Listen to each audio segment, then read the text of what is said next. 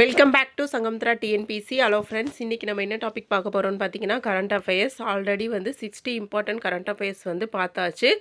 பார்க்காதவங்க டிஸ்கிரிப்ஷனில் அந்த வீடியோ லிங்க் கொடுக்குறேன், போய் பார்த்துருங்க. இப்போ அடுத்த 40 கொஸ்டின்ஸ் வந்து பார்க்க போகிறோம். டோட்டலாக 100 கொஸ்டினோட பிடிஎஃப் லிங்க் வந்து நான் டிஸ்கிரிப்ஷனில் கொடுக்கேன். டவுன்லோட் பண்ணி பிரிண்ட் போட்டு படிச்சுக்கோங்க.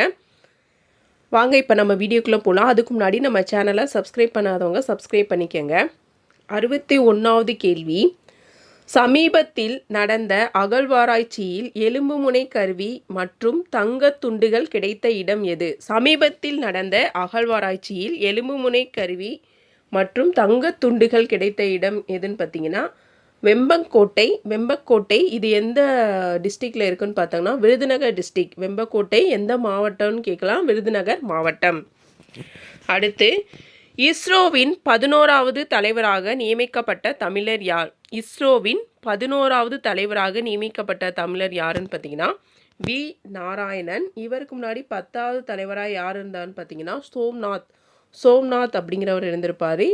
இவரோட பதவி வந்து 2 வருஷம் நீடிக்கும். இந்த வருஷத்துலேருந்து அடுத்து 2 வருஷம் வந்து நீடிக்கும் அப்படின்னு சொல்லியிருக்காங்க. 11வது தலைவர் வி நாராயணன், 10வது தலைவர் சோம்நாத். இவர் வந்து 2 வருஷம் தலைவராக இருப்பார். அடுத்த கேள்வி. அட்வான்டேஜ் இந்தியா திட்டத்தை தொடங்கியுள்ள நிறுவனம் எது? அட்வான்டேஜ் இந்தியா அப்படிங்கிற ஒரு திட்டத்தை தொடங்கியுள்ள நிறுவனம் எதுன்னு பார்த்தீங்கன்னா மைக்ரோசாஃப்ட் நிறுவனம்.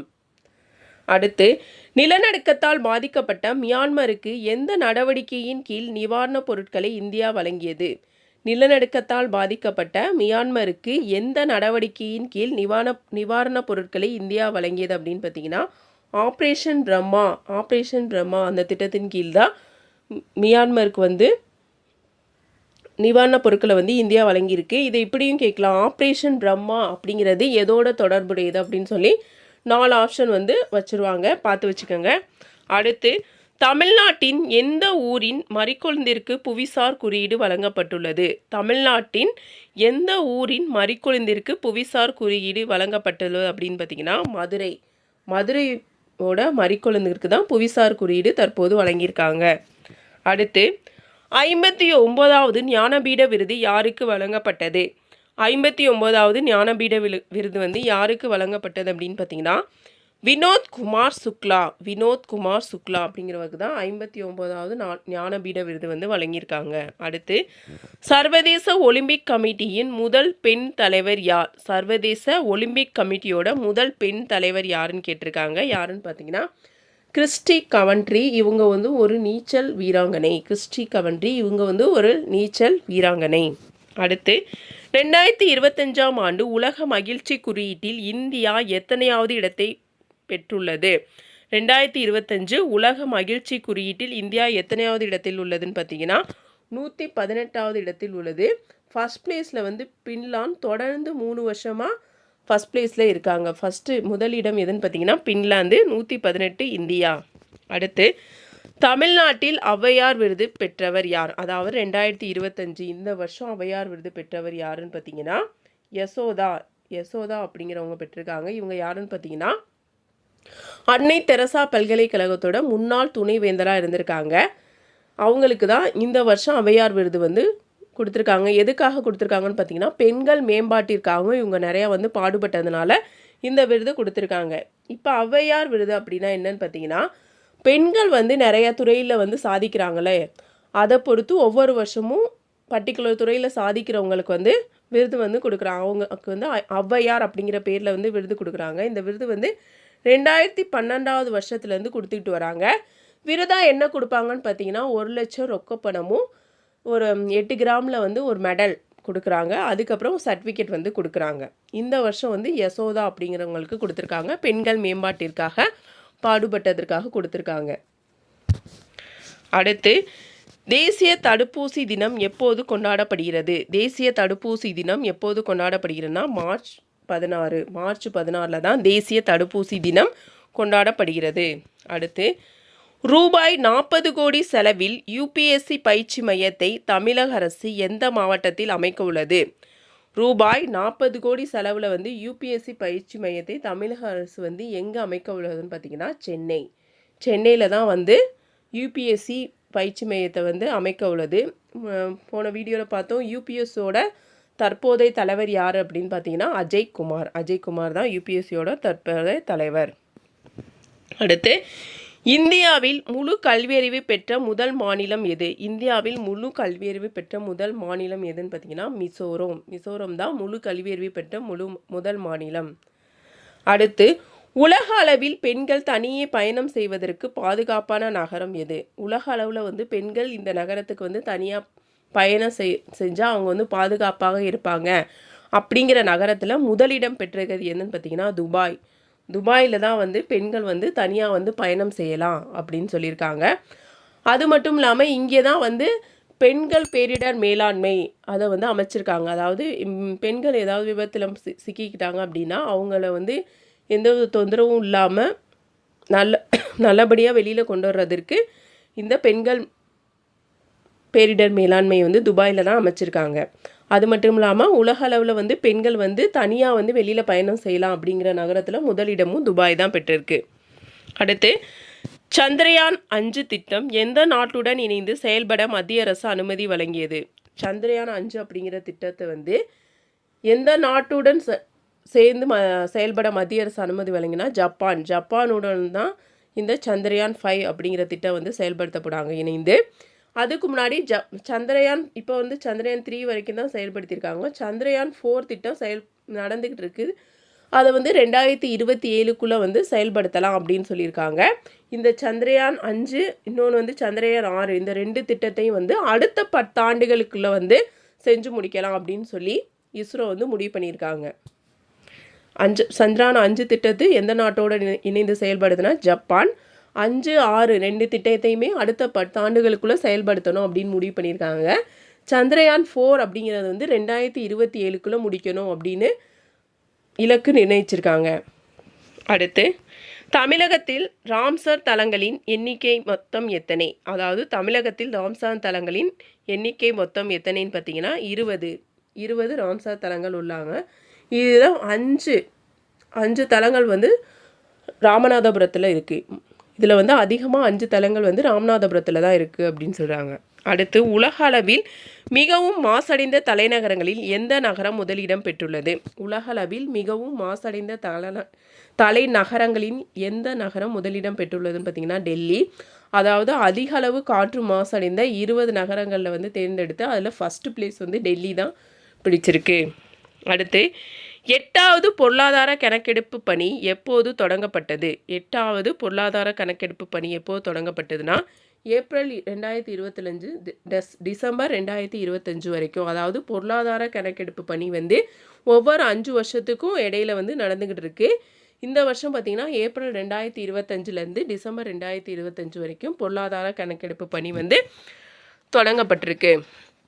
அடுத்து உலக தமிழாராய்ச்சி நிறுவன தலைவராக நியமனம் செய்யப்பட்டவர் யார்? உலக தமிழாராய்ச்சி நிறுவன தலைவராக நியமனம் செய்யப்பட்டவர் ஆர் பாலகிருஷ்ணன். யாருன்னு பார்த்தீங்கன்னா ஆர் பாலகிருஷ்ணன். அடுத்து 2025ஆம் ஆண்டுக்கான திருவள்ளுவர் விருது யாருக்கு வழங்கப்பட்டது? 2025ஆம் ஆண்டுக்கான திருவள்ளுவர் விருது யாருக்கு வழங்கப்பட்டதுன்னு பார்த்தீங்கன்னா புலவர் மு படிக்காரமு அப்படிங்கிறவருக்கு தான் திருவள்ளுவர் விருது வழங்கியிருக்காங்க. அடுத்து சர்வதேச தேநீர் தினம் எப்போது கொண்டாடப்படுகிறது? சர்வதேச தேநீர் தினம் வந்து மே 21 கொண்டாடுறாங்க. இந்த ஆண்டுக்கான கருப்பொருள் என்னன்னு பார்த்தீங்கன்னா வாழ்வாதாரம் மற்றும் நீடித்த வளர்ச்சியில் தேயிலையின் முக்கியத்துவம். வாழ்வாதாரம் மற்றும் நீடித்த வளர்ச்சியில் தேயிலையின் முக்கியத்துவம். அடுத்து சர்வதேச புக்கர் விருதை பெற்றது யார்? சர்வதேச புக்கர் விருதை பெற்றது யாருன்னு பார்த்தீங்கன்னா பானு முஸ்தாக் அப்படிங்கிற கன்னட எழுத்தாளர். இவங்க வந்து ஒரு பெண். இவங்க வந்து ஒரு கன்னட எழுத்தாளர். இதய விளக்கு அப்படிங்கிற ஒரு நூலை வந்து ஹார்ட் லேம் அப்படின்னு ஆங்கிலத்தில் மொழிபெயர்த்ததுக்கு தான் இவங்களுக்கு இந்த விருது வந்து வழங்கியிருக்காங்க. பானு முஸ்தாக் கன்னட பெண் எழுத்தாளர். அடுத்து பெண்கள் பெயரில் சொத்து பதிவுக்கு 1% கட்டண குறைப்பு எப்போது நடைமுறைப்படுத்துறது?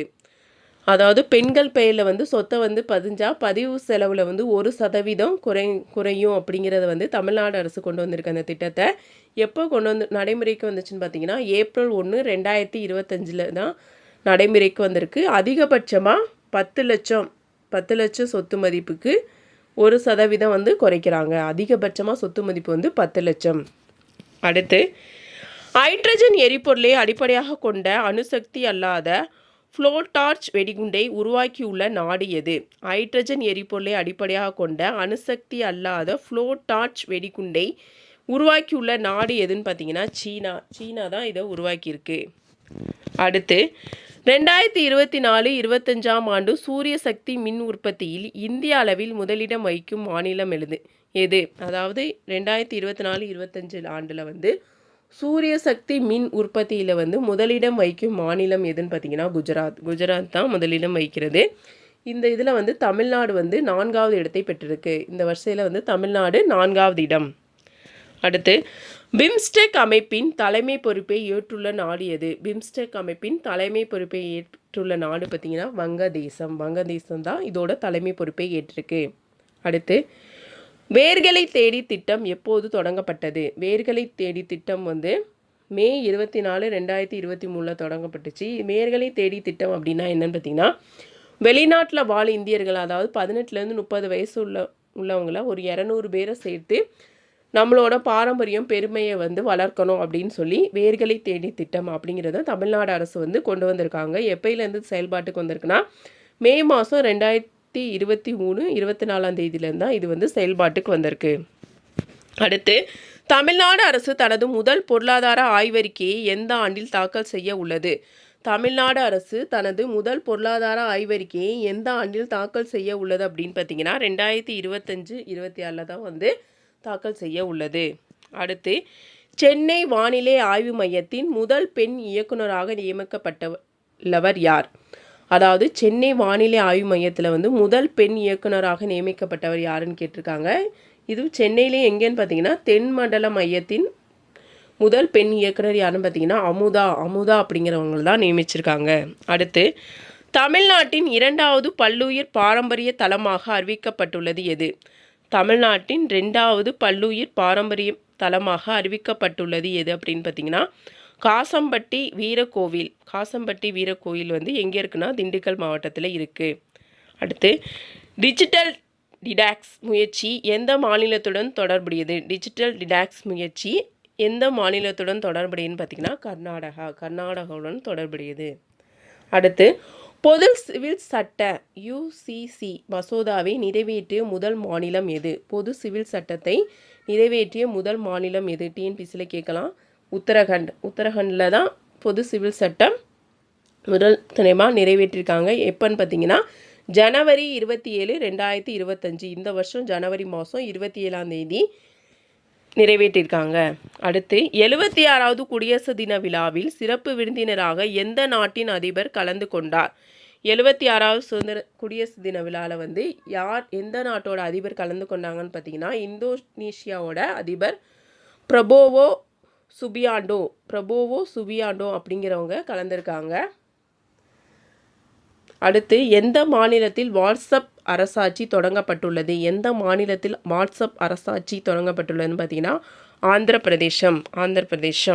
அடுத்து PCCIயின் வாழ்நாள் சாதனையாளர் விருது 2025 யாருக்கு வழங்கப்பட்டது? PCCயின் வாழ்நாள் சாதனையாளர் விருது 2025 யாருக்கு வழங்கியிருக்காங்க அப்படின்னு பார்த்தீங்கன்னா சச்சின் டெண்டுல்கர், கிரிக்கெட் ஜாம்பவான் சச்சின் டெண்டுல்கர் தான் வழங்கியிருக்காங்க.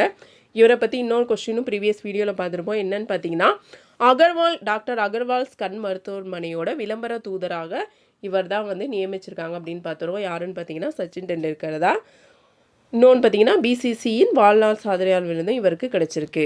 அடுத்து சர்வதேச கடல்சார் பாதுகாப்பு கண்காட்சி 2025 எங்கு நடைபெற்றது?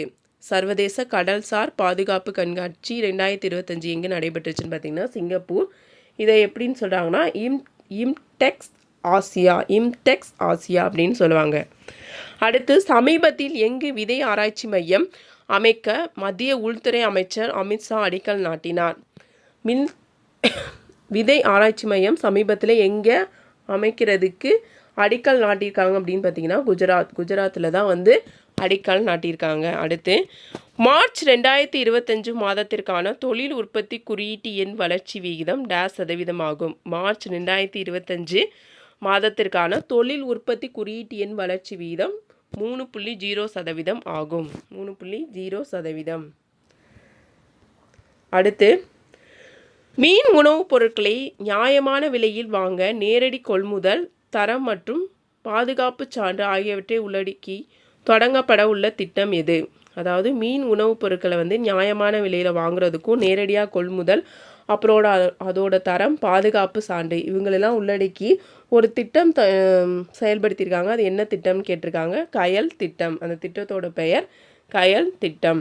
அடுத்து, 16வது சர்வதேச திரைப்பட விழா எங்கு நடைபெற்றது? 16வது சர்வதேச திரைப்பட விழா எங்கு நடைபெற்றதுன்னு பார்த்தீங்கன்னா பெங்களூரில் தான் மார்ச் 1லேருந்து 8ஆம் தேதி வரைக்கும் நடைபெற்றிருக்கு. பெங்களூரில் மார்ச் 1 முதல் 8 வரை நடைபெற்றது.